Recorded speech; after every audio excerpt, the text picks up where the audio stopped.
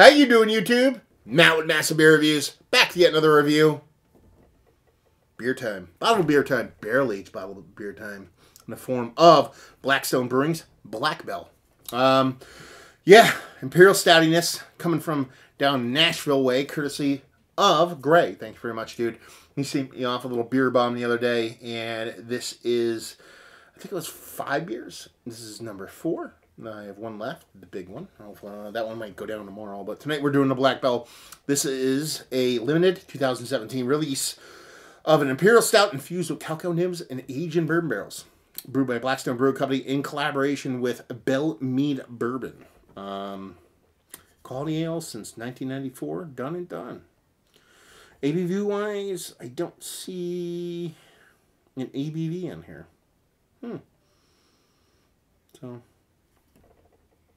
yeah, it says matured in Belle Mead bourbon barrels for 8 months. Continue to mature over time. Done and done. So it's a bourbon barrel aged Imperial Stout. So hopefully we're looking double digits here. So label-wise, I like it. It's cool. It's kind of like reminds me of kind of just old number 7. You know, a little Jack Daniel's style labeling on it. It's not bad, but I've seen it before. Let's put it that way. So 1994, these guys have been around for quite a while.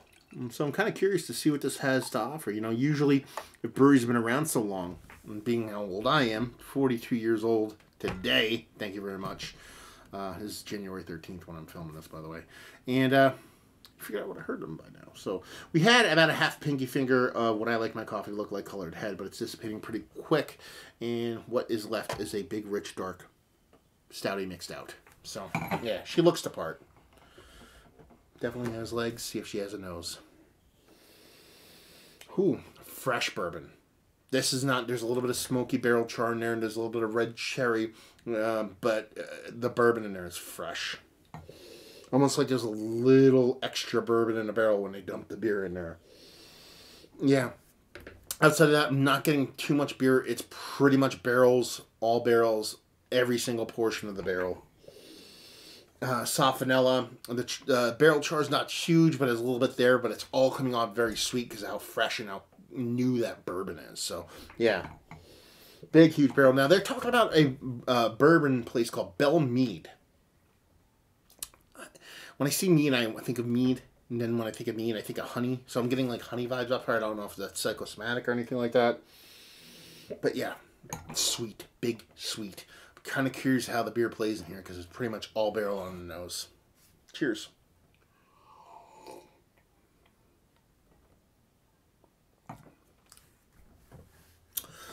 That's not bad. Definitely leaning super barrel heavy.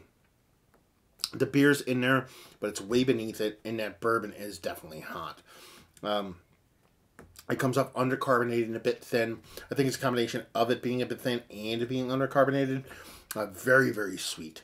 It's almost like there is a honey vibe in that bourbon. It's almost like you kind of reduce down some bourbon with some honey. So you're getting a big punch of that bourbon in there. It's coming off rich cherry-wise with a little bit of kind of honey vibes in there. There's soft barrel char to it. Nothing too crazy. Could be a little bit more rich and more deeper and have a bit of depth to it. But I think that sweetness is kind of keeping you from that. And the beer's in there, but it's definitely secondary. And that you get a little bit of kind of bitter roasted malts in there. A little bit of chocolate. Almost like a little bit of kind of like coffee bitter astringency thing going on in the bottom there. But again, we're all talking levels. And those are way beneath what is the leader in the pack, which is a big, sweet, honey-like kind of bourbon vibe. It's tasty in a way that it's almost kind of like... instead of it being a bourbon barrel aged beer, it's almost like an Imperial stouted bourbon. That's the kind of vibe I'm getting from it. It's almost like you knocked back the ABV of the bourbon by diluting it with the big Imperial stout as opposed to barrel aging the beer. So it's tasty in that, right? But it's kind of just a little bit kind of disjointed barrel wise. I want, first and foremost, it's beer. I want the beer to be the star of the show. It's not bad. I probably shouldn't be wringing it as hard as I can. With the lack of carbonation and the barrel being so much bigger than the beer, it's kind of hard not to give it just straight up spirit vibes.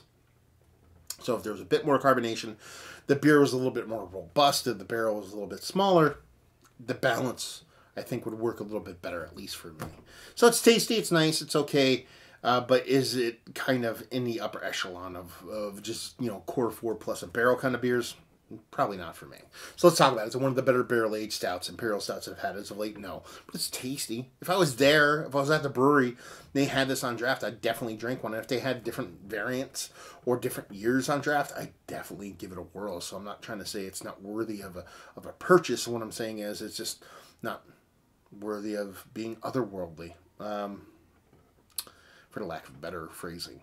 Valued availability, don't know. It's sent to me. Thank you very much, Greg. And let's see. Other than that, if you like what we like this, if you like bourbon, if you like meads and bourbon, and you like them together, you like braggots, because I'm getting a kind of honey bourbon vibe from it. And yeah, if you like barrel-aged stouts, because it's worth, especially if you're in Nashville. I don't think of Nashville when it comes to beer. Is that a mistake? I don't know. I've never been there. But as far as distribution-wise, and when I think of breweries and states that are really like kind of impacted me beer-wise, I've never really thought of Tennessee. I mean, it is a kind of a whiskey area in my brain, so it's a good kind of toe in the water to what they do down there. As is all the beers that Gray ended up sending me. So it's a fine beer. It's a tasty beer, but I'm sure there are better ones out there. But if I was there, I'd definitely give it a whirl. I already said all that, so I said it again. So there you go. Another review in the books. Hopefully you guys enjoyed our review. If you didn't, anywhere in between, down there, Words and Stuff and Things. Facebook, Twitter, Instagram, Untapped, Massive Beers. All 4 of those places, you can check me out in the social medias. If you want to check me out in the podcast world, Beer Massive. Beer and then MASSIF. Podcast, brewer interviews, original content, opinion pieces, some bleed over of a couple things I do here, the more long form stuff you'll see there. But yeah, podcast world, man, that's where it's at. Go check it out. Subscribe on whatever thing you use, Google Play or Stitcher or Podbean or the iTunes, and do that whole 5-star thing and rate and all that stuff, because that makes a difference actually. And there you go, another review down. So hopefully you guys enjoyed the review. Hopefully enjoying a nice barrel-aged Imperial Stout right now, and hope to see you next time. Cheers.